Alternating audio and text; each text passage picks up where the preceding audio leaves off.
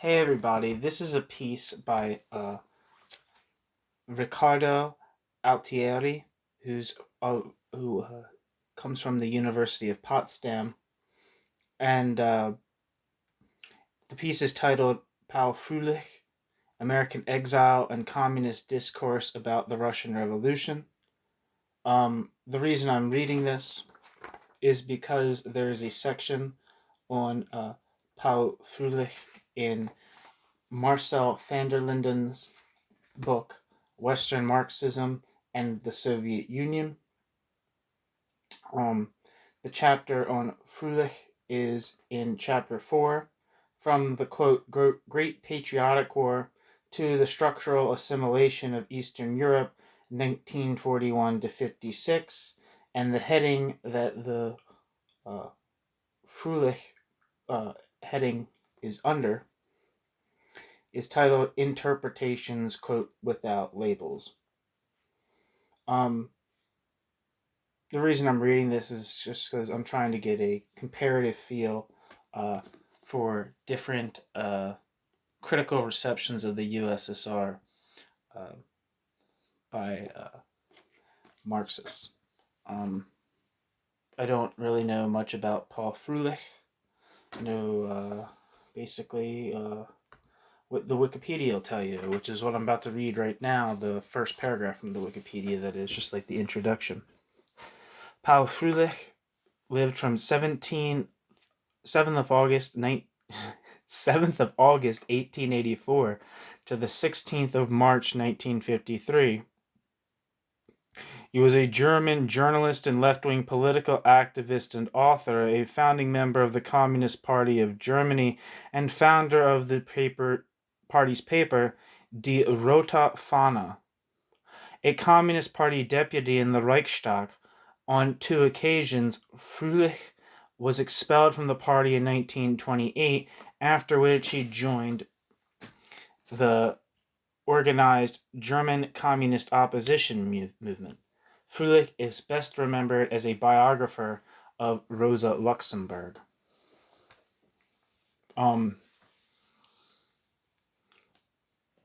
One thing that I was going to say is that he was probably, if he's I believe the Communist Party opposition in Germany was referred to as the Brandlerites by the Trotskyists because their leader was Heinrich Brandler. Yeah. What was I going to say? Anything else? He helped establish the Socialist Workers' Party of Germany, it says in the Wikipedia. And it says here that the Socialist Workers' Party of Germany, Sozialistische Arbeiterpartei Deutschlands, SAPD, was a centrist Marxist political party in Germany. It was formed as a left-wing party with around 20,000 members, which split off from the SPD in the autumn of 1931. In 1931, the remnants of the Independent Social Democratic Party of Germany, the USPD, merged into the party, and in 1932, some Communist Party dissenters also joined the group, as well as part from the Communist Party opposition. Nevertheless, the Socialist Workers' Party of Germany's membership remained small. From 1933, the group's members worked illegally against Nazism. So, yeah. And what to say here? It says it's international. It says it's like its international affiliation was the International Revolutionary Marxist Center, which it says here, the International Revolutionary Marxist Center was an international association of left socialist parties. The member parties rejected both mainstream social democracy and the Third International. I believe this was probably associated with the independent, I'm not sure, but I'm going to guess that this was related to the Independent Labor Party and the POOM. But, yeah, it says here on the Wikipedia, the Secretariat of the International Centre remained the British Independent Labour Party for all but one of the 8 years from 1932 to 1940. Fenner Brockway, Independent Labour Party leader, was chairman of the Bureau for most of this period, while in 1939, Julian Gorkin of the POOM became its secretary. By this time, the Bureau had member parties in more than 20 countries, including the Netherlands, Austria, Czechoslovakia, the United States, and Palestine. The reason that I was guessing that it was that the International Revolutionary Marxist Center was affiliated with the POOM is because that was, I don't know why I thought that. Can't even retrace my own thinking on this. I might have just said it out of the corner of my eye on one of these things, but yeah, so because the International Marxist Center, to my understanding, was affiliated with the right opposition, and the Independent Labour Party, I think, was affiliated with the right opposition in Great Britain, and I think the Independent Labour Party was affiliated with the POOM, and to my understanding, the POOM was kind of amalgamation of left and right oppositionists in Spain, as opposed to the Bolshevik-Leninists under the leadership of Grandizo Muniz. Anyway, so much for all that.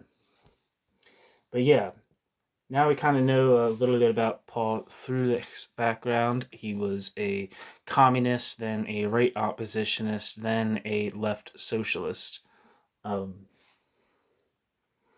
operating in the same party as the Party of Marxist Unification in Spain, as well as the Independent Labour Party, which had people like George Orwell in it. That's how George Orwell comes to Spain in homage to Catalonia as a member of the Independent Labour Party, I believe, starting out just hoping to do journalistic work, and then eventually enlisting in a POOM militia until his throat was shot out by fascists, and then was later chased down by the Republican government under pressure by the Communist Party to destroy the Workers' Revolution and the revolutionary organizations that were supporting it, including the anarchists, but also the POOM, and I'm assuming the Bolshevik-Leninists as well, because the Bolshevik-Leninists might have probably, I would imagine, have been the most enthusiastic, the political party that international Stalinism was most enthusiastic about destroying in Spain on the grounds of its Trotskyism. Anyway, Jesus Christ, I should start reading now. Introduction. Paul Frölich, who lived from 1884 to 1953, was among the most important politicians in the Communist Party of Germany and later in the Communist Party of Germany Opposition, KPDO, and the Socialist Workers' Party of Germany, SAPD. Paul Frölich's 1939 biography of Rosa Luxemburg, who lived from 1871 to 1919, also confirms Paul Frölich's importance to historical scholarship, as the 3 volumes Paul Frölich edited about Luxemburg's estate reflect his own position within communist history. Footnote. First, there's a little biography about the author. Riccardo Altieri studied history at the Würzburg University in Bavaria, Germany. Since 2016, Altieri has been working for the Johanna Stahl Center for Jewish History and Culture in Lower Franconia.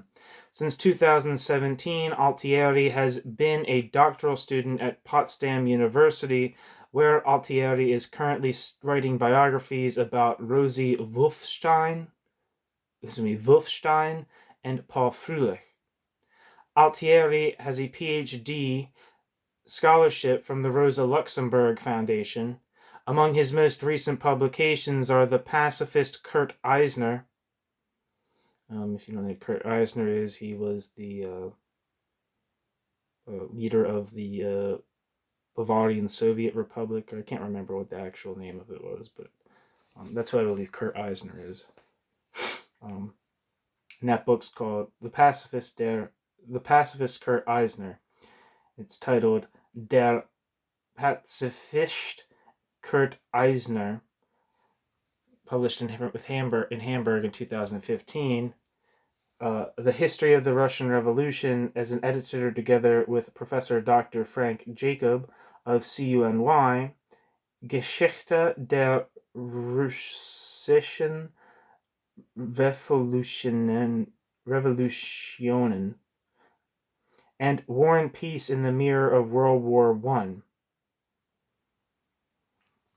The first footnote says, it's just a says Paul Frölich, Rosa Luxemburg, Gedanke und Tat, just published in 1939. Second footnote says, according to the old volume count, these were volumes 6, Die Accumulation, I don't know how to say accumulation in German, Accumulation des Kapitals und die Antikritik, The Accumulation of Capital and Anti-Criticism, published in 1923. Volume 3, Gegen den Revisionismus, Against Revisionism, published in 1925. And Volume 4, Gewerkschaftskampf und Massenstreik, Union Struggle and the Mass Strike, published in 1928. Frölich also planned typoscripts to Volume 8, Ökonomische Schriften, Economic Writings, and Volume 5, Schriften über den Imperialismus, Writings on Imperialism, but they were not completed in 1933 because of his planned escape and imprisonment. See Alexandra Kammerer, quote, Rosakind, Zeitschrift für Ideengeschichte.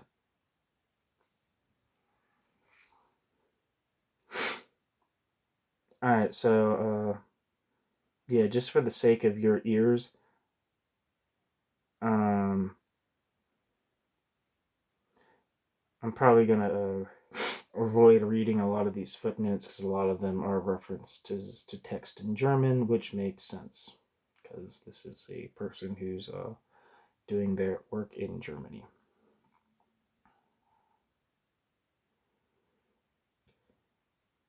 Anyway, in his early days as a communist, Frölich was ideologically similar to his former idol, Vladimir Lenin, who lived from 1870 to 1924. The two men met for the first time at the Quintal Conference in 1916, and Frölich followed Lenin and the Bolsheviks' policies in the following years. On the eve of the National Socialist, quote, seizure of power, Frölich praised Lenin's policies in the immediate aftermath of the Russian October Revolution of 1917. Frölich's exile in European countries, time in prison, time in a concentration camp, exiles in Czechoslovakia and France, and emigration from Europe changed nothing for him at the time. Only after he and his future wife, Rosie Wolfstein, who lived from 1888 to 1987, were exiled in New York in 1941, did Frölich self-reflect in political isolation. In the following years, he increasingly saw Lenin as a demagogue. Frölich was never a Stalinist, but since Frölich considered his position against Lenin's, his anti-Stalinism culminated in disgust and contempt. One of his later publications, entitled, quote, The Stalin Legend, highlights this criticism and provides the reader with a theoretical, methodical tool for deconstructing Stalinist attitudes. However, it is necessary to explain certain historical events for the high points in Frölich's life, to contextualize and reconstruct the development of his anti-Leninist and ultimately anti-Stalinist criticisms.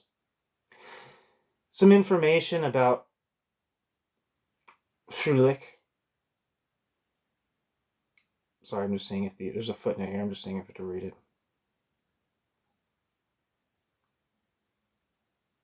No. Anyway.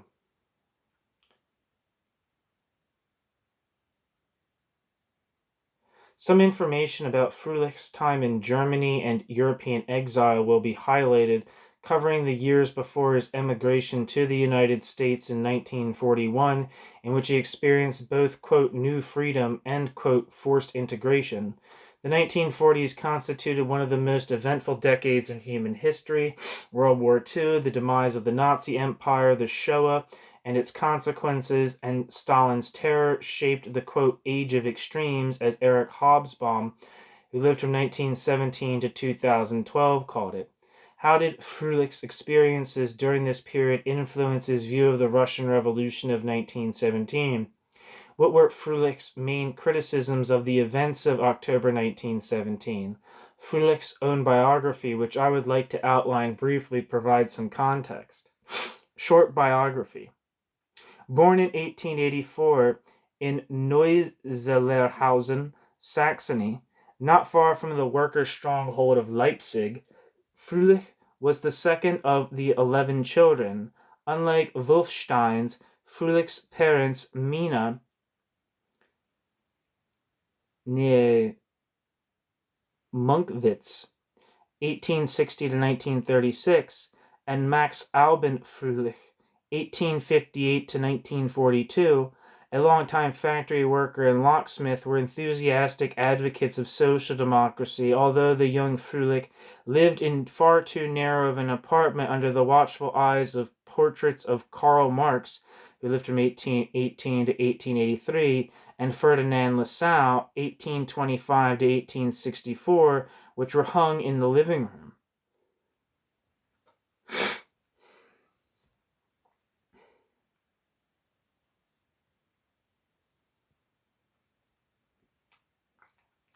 Fröhlich had to help earn household income, so from an early age he spent 2 to 3 hours daily traveling several kilometers as a newspaper boy to distribute the Social Democratic Party's newspaper, Weller, and later the Leipziger Volkszeitung.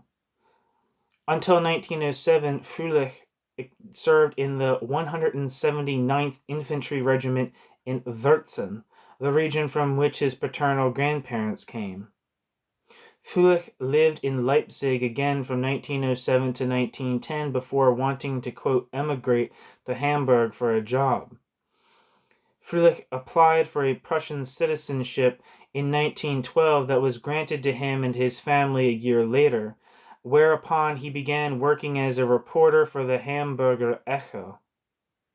However, Fröhlich disliked the publication's highly reserved editorial department for a long time. Apart from his own articles, which primarily focused on Altona's local politics, where he was active as a town councillor, the newspaper was softened and dull, and he never had been able to sympathize with the chief editor. 3.5 years later, in 1939, he moved to Bremen.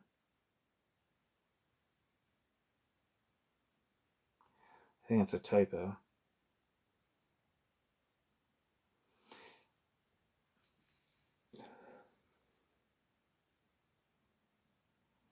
But oh well. Yeah, it's not it could be 1939. In Bremen, Fröhlich was finally free to develop his political ideas. Yeah, he wouldn't be developing his ideas freely in Bremen in 1939, that's for certain. His criticism of the SPD grew. As Fröhlich wrote in his autobiography, quote, the party apparatus worked without initiative according to old rules and from above was dampened, end quote. However, Fröhlich took advantage of his opportunity to speak politically with his new job at the Bremer Bürgerzeitung, especially in light of the July crisis and World War I, when the SPD began to split following a political truce. Bergfriedenspolitik. Both Fröhlich and his then best friend Johann Knief who lived from 1880 to 1919, were drafted shortly after the beginning of the war.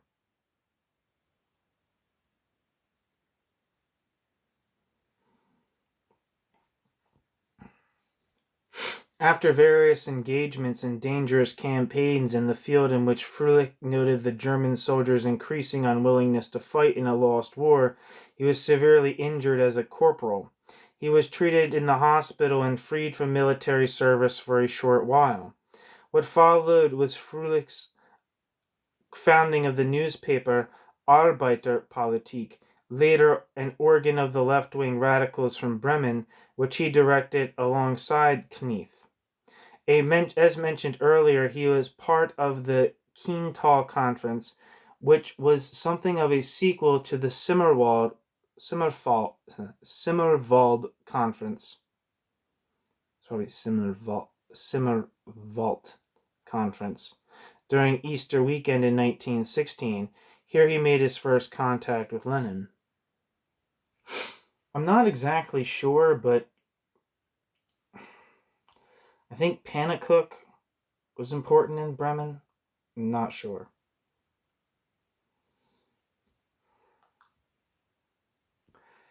At the end of 1916, Frölich was recalled and transferred to the Eastern Front. For Frölich, the motto was, quote, "Why the whole muck? That was the constant question." End quote. Frölich communicated his criticism of the war to socialist comrades among the soldiers, which led to his arrest and internment in a healthcare institution in Kiel in the middle of 1918. Frölich was liberated from this political imprisonment only after the revolution in November 1918, when a socialist paramedic freed him. Yeah, to my understanding, is that's one of the that's where like Kiel is like a key site of the German Revolution, because mutinous sailors. I think that's where like a sailors' mutiny started. Frölich was liberated from this political imprisonment only after the revolution in November 1918, when a socialist paramedic freed him. No one had known that Frölich considered deserting to reach the Mensheviks while on the Eastern Front in February 1917, but fortunately for Frölich, he never tried. The act would have become punishable by death. Footnote: in total, about 1% of German soldiers committed delinquency during the First World War. The most affected status group here were the normal soldiers, rarely NCOs. Officers were hardly deserted. In the case of a trial, defendants were entitled to similar rights as in a civil criminal justice process, such as the right to a specially chosen lawyer or a public defender. Militärgerichtsbarkeit im Ersten Weltkrieg.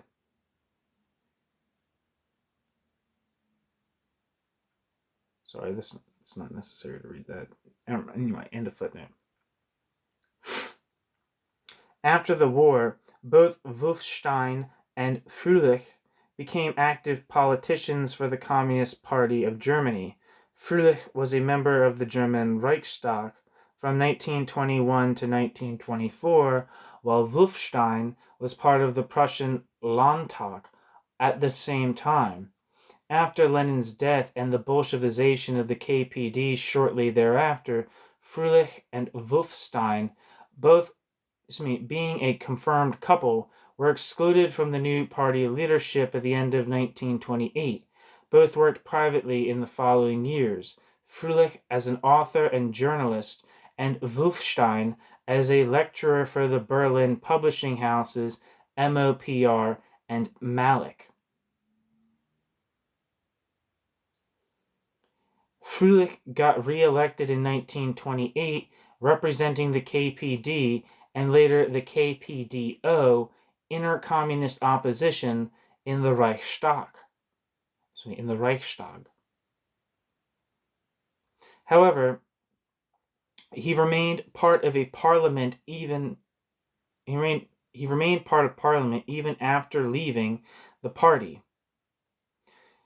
In 1932, both Frölich and Wolfstein became members of the SAPD.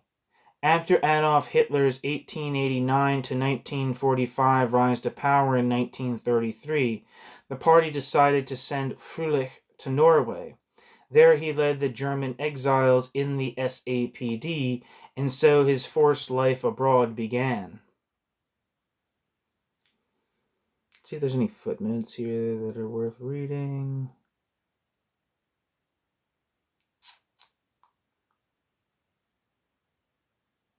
No, they're just all like German citations. Okay. Exile in Europe and America. Wolfstein had also had to flee from Nazi thugs. When the Gestapo started to frisk the couple's apartment in Berlin in 1933, they found neither Wolfstein nor Frölich. Wolfstein had emigrated on foot to Brussels after passing the German border behind Aachen. And Wolfstein lived there for 3 years without her partner. Frölich, who was brought to Lübeck, started emigrating by boat on the way to Oslo. He was helped by a young 20-year-old shipboy who later became famous under his SAPD name, Willy Brandt, who lived from 1913 to 1992. However, the ship had to stop at Fehmarn Island after getting caught in a storm. Is that the Willy Brandt, the SPD guy? I think Willy Brandt was the...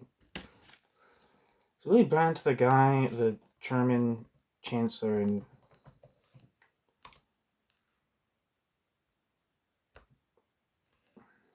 Yeah, it says, Willy Brandt was a German politician and statesman who was leader of the Social Democratic Party of Germany from 1964 to 1987 and served as the Chancellor of West Germany from 1969 to 1974.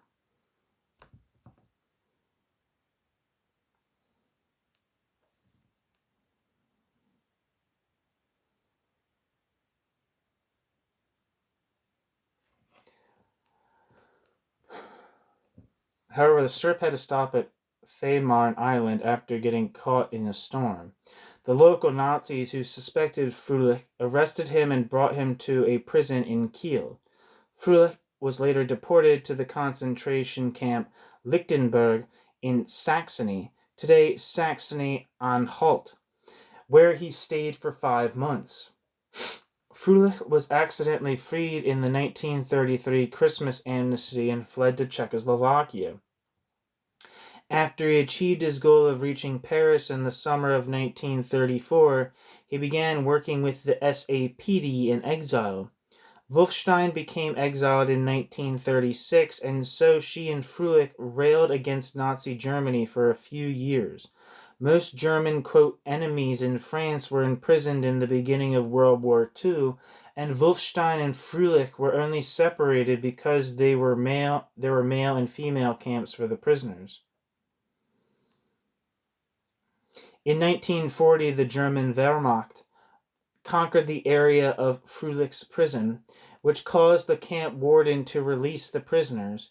He and some others were on a list of prisoners who had to remain interned until the end of the war, but the indulgent French guards failed to notice the special prisoners' escape. Henry Jacobi, who lived from 1905 to 1986, described this spectacular flight and the subsequent weeks in France in his report on emigration. Jackie, as Frölich called him, lived in New York and was part of Frölich and Wolfstein's transatlantic network. A few months later, the couple emigrated to New York from Portugal, and the Jewish Labor Committee in New York and the glorious Varian Fry, who lived from 1917 to 1967, arranged the essentials for their arrival.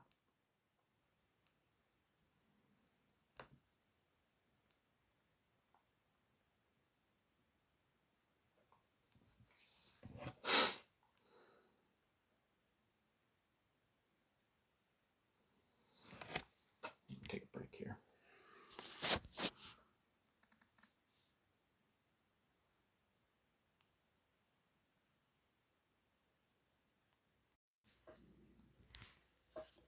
New York, 1941 to 1950.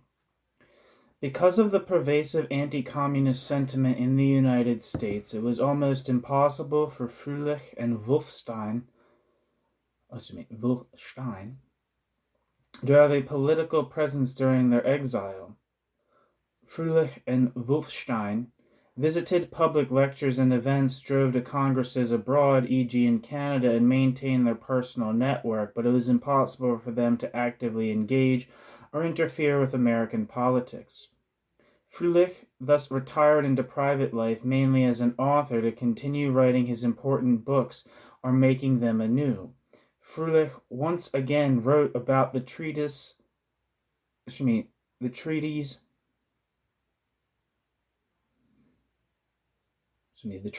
on the French Revolution, which the Gestapo stole from his apartment in Paris in 1940.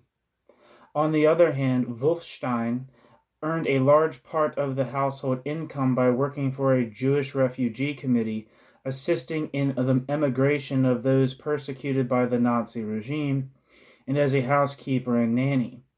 In 1948, under pressure from new American friends, Frölich and Wolfstein finally married in New York. Wolfstein even took Frölich's surname despite being 60 years old upon marriage. Wolfstein and Frölich shared an apartment in Kew Gardens with a friendly couple, Ilya and Lisa Laub, for financial reasons.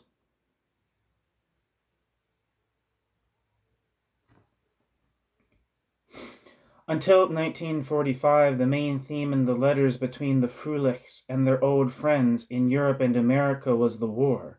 However, it could be stopped, and what happened to their old friends who remained in Nazi Germany. After 1945, the key themes were the East-West conflict, building up of a new third party between the KPD and the SPD, and dealing with the Soviet Union under its contemporary leader Stalin, the last wedge in the German working class movement. During his exile, Frölich repeatedly read Lenin's old articles, gained new insights about the Russian Revolution, and gradually changed his attitude about the events in 1917. As for Wolfstein, she never wrote down her opinions about Russia in 1917. Moreover, she never followed Lenin's theories like Frölich did until the 1930s. In the following, I will try to reconstruct Frölich's perception of the Russian Revolution. Rereading the sources of the Russian Revolution. Frölich first began discussing revolution and mass strikes in 1910. At that time, Frölich wrote to his friend and tutor, Dr. Hermann Duncker, who lived from 1874 to 1960, that he was confused about political sentiments in Germany and hoped for an immediate revolution of any kind. However, history shows nothing happened for the next 7 years, even in the face of war. As mentioned before, Frölich first encountered the February Revolution of 1917 as a soldier in the field. Even if he was not too close to the Mensheviks as he was to the Bolsheviks at that time, he was at risk of joining the Russians. Still, nothing happened. He was imprisoned for the next months. Therefore, like Luxemburg and Karl Liebknecht, who lived from 1871 to 1919, Frölich was forced to wait for the October Revolution's success behind bars. After being released, Frölich took over as editor-in-chief of the Red Flag, Rote Fahne, in Hamburg for some time. During Christmas of 1918, Frölich gathered with other left-wing radicals from Hamburg and Bremen in Berlin, where the KPD was founded a week later. During this time, and for a while after that, Frölich supported Lenin's positions, especially concerning the Russian Revolution. He also criticized Rosa Luxemburg and became increasingly radical. After the murder of Kurt Eisner, who lived from 1867 to 1919, and the brutal suppression of the Bavarian Soviet Republic, which he observed and documented from the underground for posterity, Frölich went off the radar and lived anonymously for a few months due to his party membership. On a theoretical level, Frölich had joined Heinrich Brandler. Heinrich Brandler, like I said, would be the leader. Yeah. Dinner's ready if you want to eat. Okay, sick. Whenever you want it. Okay. Or whatever. Heinrich Brandler, who lived from 1871 to 1967. Heinrich Brandler was the head of the. I believe he was like the head of the German right opposition, Communist Party right opposition, in Germany. Heinrich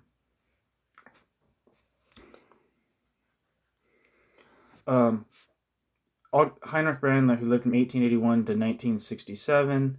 August Thalheimer, 1884 to 19. He lived from 1884 to 1948, and Wilhelm Koenen, who lived from 1886 to 1963. They wanted to force a new revolution with their, quote, offensive theory. The March action also occurred in 1921, which took place in the industrial regions located in Halle, Leuna, Merseburg, and Mansfeld. The extent to which Frölich was involved in the actions on the streets, which were characterized by terrorist attacks and murders, is currently unknown. However, it seems likely that he was an active part of it. Contrary to possible expectations, Lenin was horrified.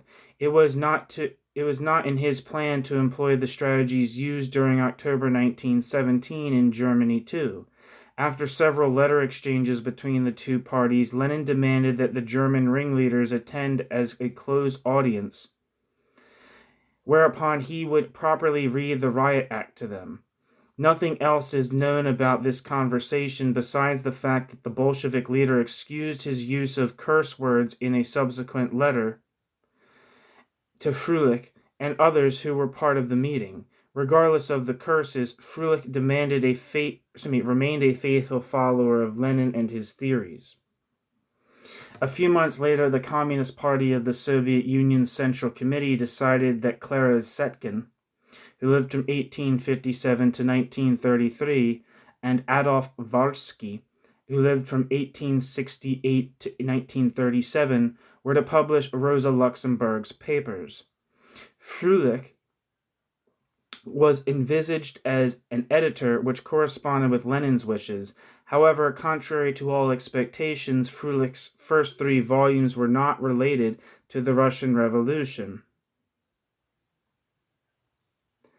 This was not due to Frölich's agenda, but instead resulted from a legal dispute with Paul Levy, who lived from 1883 to 1930, who had already published some passages from Luxemburg's estate. Frölich was thus blocked from discussing the subject. Nevertheless, Frölich later wrote about the topic in detail when he penned one of the all-time most important Luxemburg biographies during his subsequent exile in France. The book was published in 1939, 20 years after Luxemburg's death. However, 5 days before Hitler came to power in 1933, Frölich had to defend Lenin's, quote, Red Terror against Stalin's wheeling and dealing. One of them deplored the regrettable aspects of a monarchist society, while the other used his power as a dictator to suppress his own people. Frölich, who was still not averse to Lenin, appealed to one of the most original principles in Bolshevik theory during his French exile. He began to draw parallels between the modern revolutions. The fundamental craftwork of every Russian revolutionary was an attitude, as it were, of the French revolutionaries in the 18th century. Frölich still drew comparisons, but he had little time to think about them intensively. Because of Frölich's active work in the SAPD and constant discussions with comrades, Frölich's theoretical development was not a priority for some time. That only changed after Frölich's departure to America. On one hand, he gained liberty and distanced himself from the war, but on the other hand, he also faced unemployment. Whether Frölich was ever seriously concerned about a job is still unknown, but at any rate, Wolfstein worked steadily to raise money for them both. Both Frölich and Wolfstein met their old friends during their first year in the United States. However, when this group of 16 former SAPD individuals started meeting more often starting in 1942 to discuss possible political developments in Germany after Hitler, Wolfstein and Frölich dissociated themselves from their old friends. Jakob Walcher, who lived from 1887 to 1970, in particular had no sympathy for this attitude, calling Wolfstein and Frölich, quote, cowards, and, quote, chicken shit in later letters. Jakob Walcher did not understand why the two were afraid to face the war between Russia and Hitler's Germany being on Stalin's side. Apart from the fact that they had always rejected the dictator's policies, they also had thorns in their sides that their friends all seemed to ignore. In the 1920s, the two were excluded from the KPD as so-called, quote, right dissenters. This was partly not only due to the new leaders of the German party, Arkady Maslow, who lived from 1891 to 1941, and Ruth Fischer, who lived from 1895 to 1961, but also because of Ernst Thälmann. This is kind of a funny thing, but I was a skateboarder for when I was in high school, and I watched skateboarding videos still, and one of the big skateboarding spots is this like enormous Ernst Thälmann statue in like the center of this plaza. It's fucking enormous.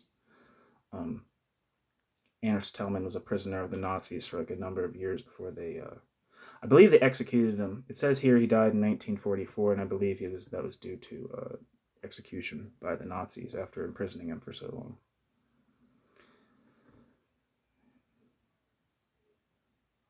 He lived, but also because of Ernst Thälmann and, of course, Joseph Stalin,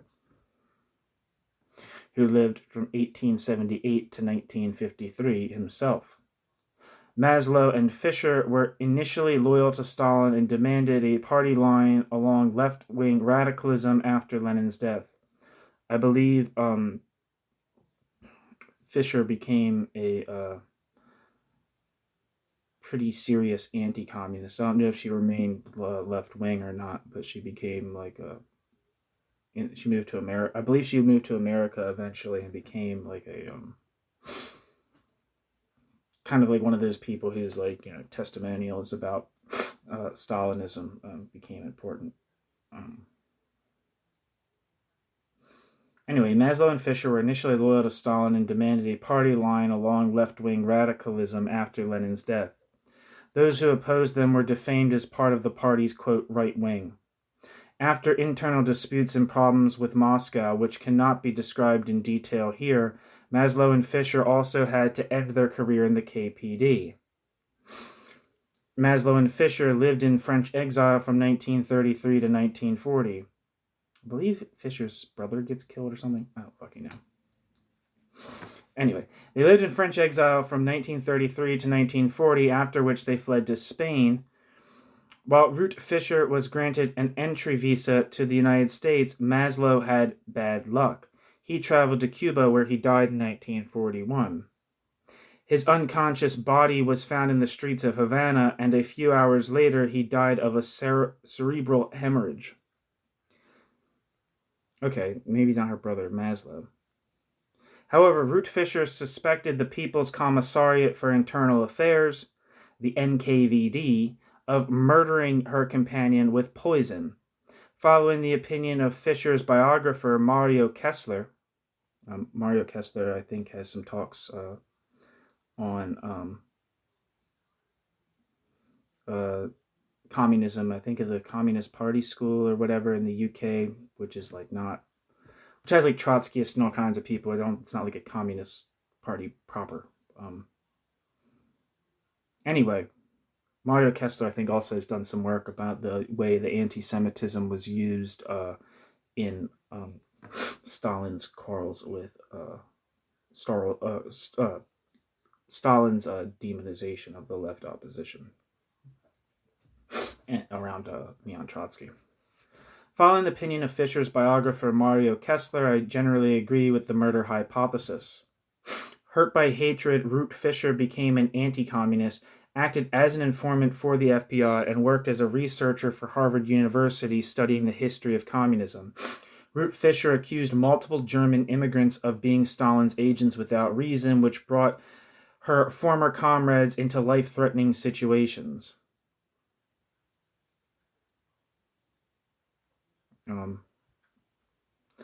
It looks like there's a footnote here that I can read.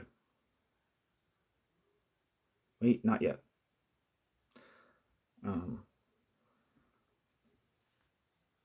Frölich's, quote, far-sightedness is therefore understandable, and he did not pursue any obviously left-wing activities in the United States because even old friends could have been spies.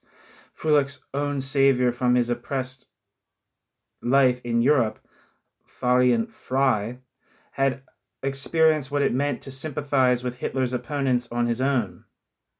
In addition, even after the war and in the age of mass communist hunting, that is, McCarthyism, Ruth Fischer was not ashamed to testify against her own brothers because they had been communists.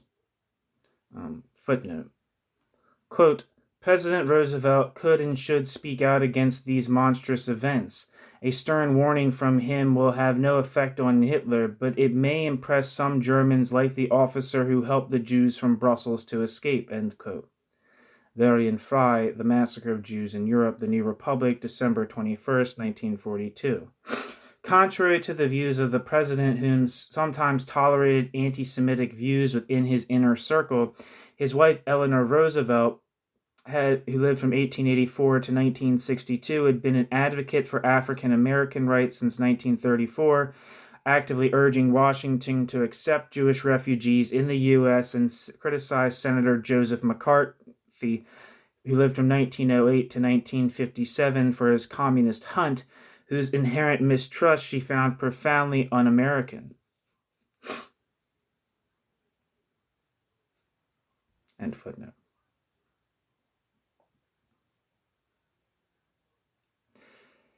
In this poisoned atmosphere, which Frölich judged far more effectively than, for example, Jakob Wacher, the old network of German socialists exiled to America broke apart.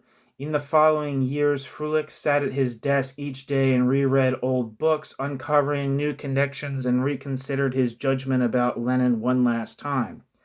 Frölich's old friend Henry Jacobi, a fellow inmate in France who published an autobiography, describes how he had visited Frölich one day in his apartment in Kew Gardens. When Jacobi entered the study, Frölich, instead of greeting his friend, said, quote, Jackie, this is a great story. This demagogue, I have to read something to you, end quote.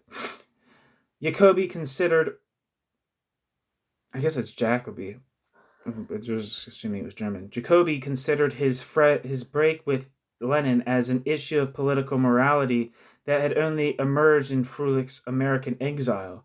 In the United States, Frölich had written his book called 1789, and as a sensitive character, he was consumed by the object of his investigation on more than one occasion. He himself wrote, quote, I have been led to work to clarify the new development in Russia, and I am convinced that the results will also shed light on the current problems of democracy, dictatorship, and the revolutionary bureaucracy, end quote. Frölich also demonstrates remarkable knowledge of contemporary literature. Bracket, Bertram D. Wolfe, and bracket, shows the negative aspects of Lenin's personality, especially the brutality in the factional struggle, which is often frightening harmlessness in the choice of the means destined to squeeze the enemy down. Bracket, end bracket, bracket, in the book, end bracket, for the time, bracket, we can find, end bracket, A description of the terrorist acts and expropriations carried out by the Bolsheviks under Lenin's toleration and encouragement after 1905. Only indications have been known up to this point, end bracket. The singularity in Lenin's work, this strict orientation of his thinking and action upon the victorious revolution.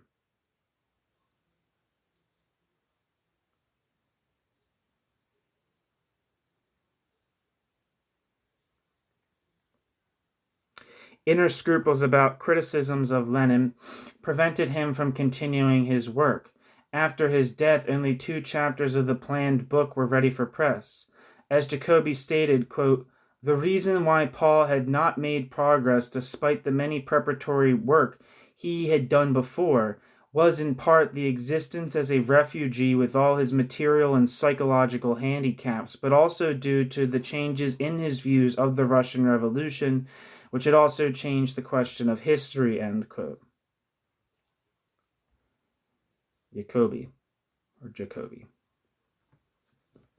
After Wolfstein and Frölich returned to Germany in 1950, both joined the SPD. Any alternatives were forbidden. The SED in the Soviet zone was just as Moscow-dependent as the KPD was in the 3 Western territories, so it was not an option for anti-Stalinists. However, a third socialist party besides the KPD and the SPD, the SAPD, was also undesirable. The SAPD's influence prior to 1933 and the splitting of the working class movement had shown that this course only led to the movement's erosion. In the SPD, both Frölich and Wolfstein adopted a far-left position. While Wolfstein had already officially retired at age 63, she was unofficially active in the SPD. The AWO, Workers' Charity Organization, and trade unions until her death in 1987. Damn, homegirl lived a long time.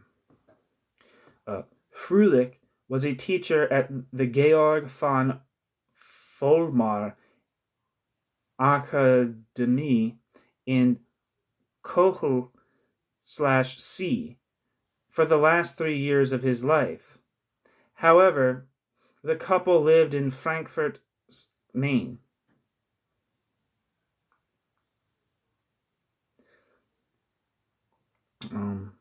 It leads one to wonder what their relationship was with the, if they had one with the Frankfurt School,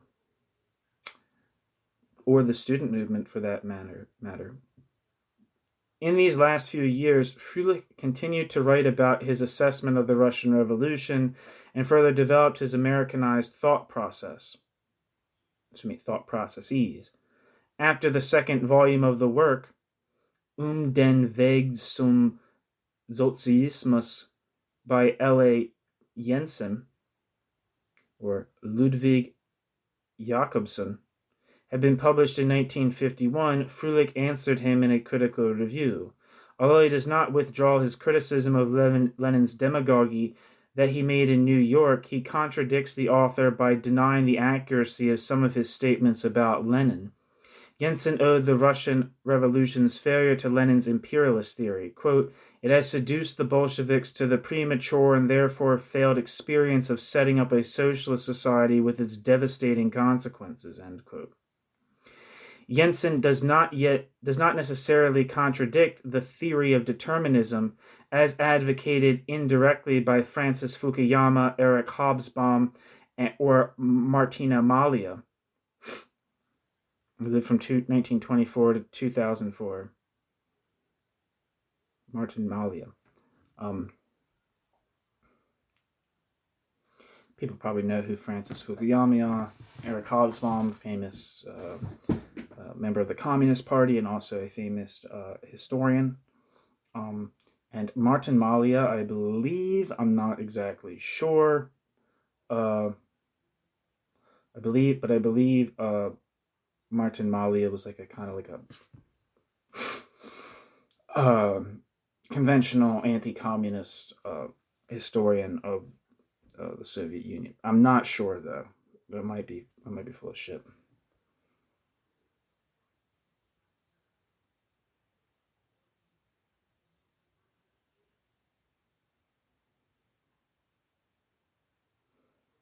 They considered Stalin's victory and thus Stalinism as a determinant of the October Revolution. David North contested this theory in 2016. Quote, Hobsbawm was completely indifferent to the oppositional tendencies that fought within the Communist Party of the Soviet Union for the emergence of the dictatorship under Stalin. For Hobsbawm, discussions about alternatives to Stalin's rule were counterfactual and thus inadmissible. End quote. And it would make sense. Hobsbawm, unlike other people who are members of the Communist Party of Great Britain, never left the Communist Party of Great Britain, despite Hungary 1956 and the repression of the Prague Spring in 1968, which caused a lot of people like E.P. Thompson to leave the party. E.P. Thompson left in the 1950s. North resumes his critical analysis based on the idea of retrospective inevitability. Quote, after the train of history deposed Lenin at the Finnish station in April 1917, he was steered by unscrupulous Marxists and rolled on a one-way track directly into the 1991 debacle, with pre-programmed stop at Lubyanka and the Gulag Archipelago. End quote. Frölich would probably agree here, perhaps apart from the anachronism, and he certainly did in his historical responses to Jensen's work. Frölich also comments about a Marx quote that Jensen used out of context and had obviously overestimated. Quote, from Marx's theorem, Jensen draws the conclusion that a period of catastrophes and as a consequence of imperial development is only a pipe dream, and that the working class should not think of overcoming capitalism until it has made its way to the soft end, end quote. He concludes, quote, first there is the heretical objection to be made. Even a proposition of Marx proves no more than that Marx once grasped the thought expressed in it. That is, it is not an axiom, but its correctness has only to be proved in history, end quote.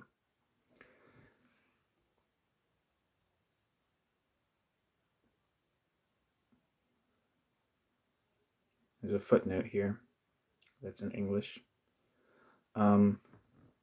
It's in reference to that last bit. This refers to Frölich's own Marxism, which Wolfstein wrote about. Quote, by the nature of his questioning and the way he approaches the historical material, Frölich proves to be a historian of the Marxist school. But Frölich was not a student who clung anxiously to the words of the master, but an independent and creative researcher who pushed on new fields and gave new insights, end quote.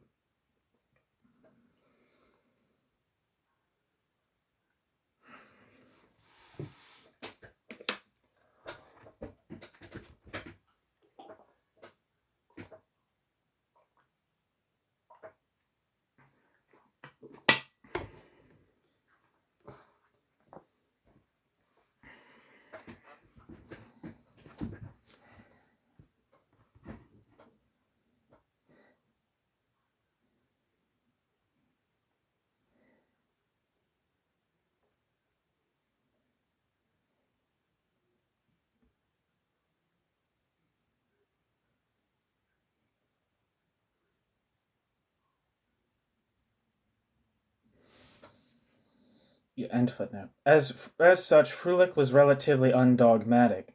The following quote from the same review is indebted to illustrate the high level at which the autodidact Frölich opposed his Marxist colleague with his, quote, own weapons, and, so to speak, extinguished Marx with Marx.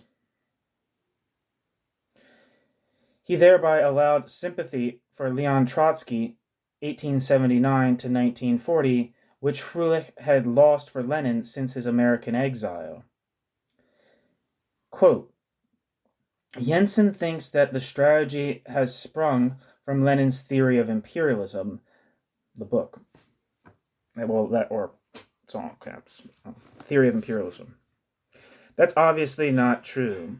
This theory is based on Hilferding's, quote, Finance Capital, published in 1910. The strategy adopted by the Bolsheviks in 1917, however, was already developed in 1905 in the violent conflicts within Russian social democracy, in which imperialism played no role and for which Lenin did not share his own views on the decline of capitalism. Trotsky's strategy was most clearly elaborated in his theory of permanent revolution, and Trotsky, judging from his works known in the West, did not embrace certain of the ideas that Lenin developed in his, quote, imperialism. In 1905 and later, the Bolsheviks declared that the Russian Revolution was about overcoming absolutism and the remnants of feudalism, that is, a bourgeois revolution. However, the bourgeoisie will by no means muster the will to bring this revolution to an end. Therefore, the working class, in alliance with the farmers, must seize political power. While Lenin hesitated, Trotsky declared that as a ruling class, the working class would be forced by circumstances and self-interest to go beyond the bourgeois revolution and make its way to socialism. She could reach the goal on this path if she was supported by the revolution in economically advanced countries. If these revolutions did not happen, the Russian Revolution would be doomed to defeat. It is not about a free choice of politics, but about a historical imperative, end quote. Frölich. Conclusion. Henry Jacobi wrote that Frölich, quote, hoped that the Russian bureaucracy would be made superfluous by the dynamic development of the economy and thus of society as a whole. Once the plan had been expanded, the bureaucracy would lose its function, end quote. Frölich always regarded the future skeptically. He lacked alternative solutions to the failing system in Russia to provide a suitable perspective for post-war Germany. Although his 1949 book, Zur Krise des Marxismus, was met with keen interest and extremely positive sentiments, he was annoyed that the book also provided no answers to the question, quote, what then instead? Frölich even referred to this as the, quote, Achilles verse of his book. This uncertainty is best illustrated by an answer he gave in a panel discussion on what differentiates his position from Stalin's, quote, the difference between Stalin and my own kind is not that we do something else in his place, but that we can not be in his place, end quote. Indeed, as demonstrated here, Frölich knew Trotsky's role. The following quotes about Stalin will further explain Frölich's deconstruction. Quote,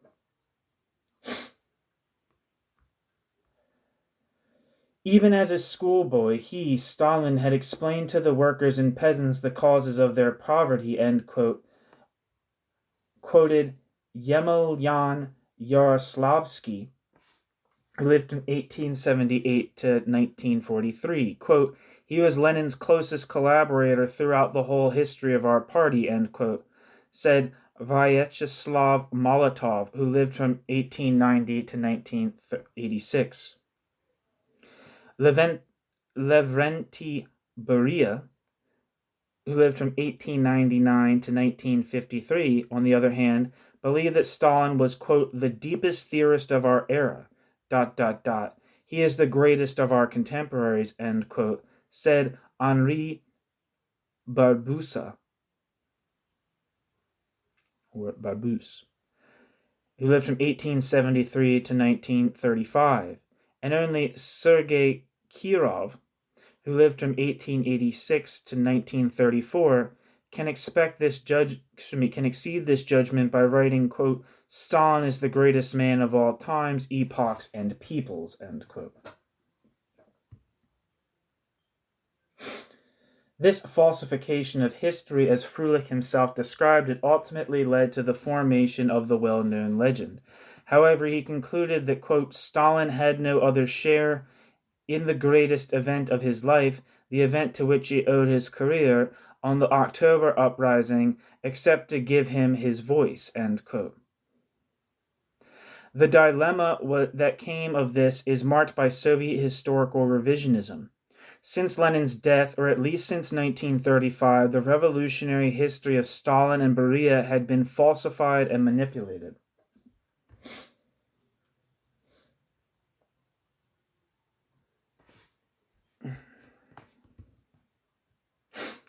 It is the accomplishment of self-taught historians such as Frölich to expose myths about Stalin. In this regard, Frölich conducted much of his deconstruction work during his American exile from 1941 to 1950.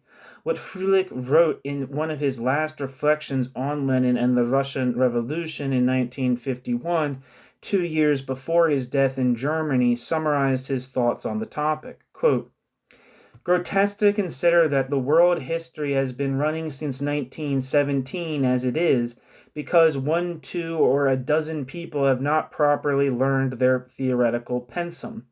All theoretical knowledge arises from the given conditions to which even such insignificant assumptions belong as the knowledge of the individual, and no theoretical knowledge can be carried through purely by the terrible intertwines of the forces of a historical change.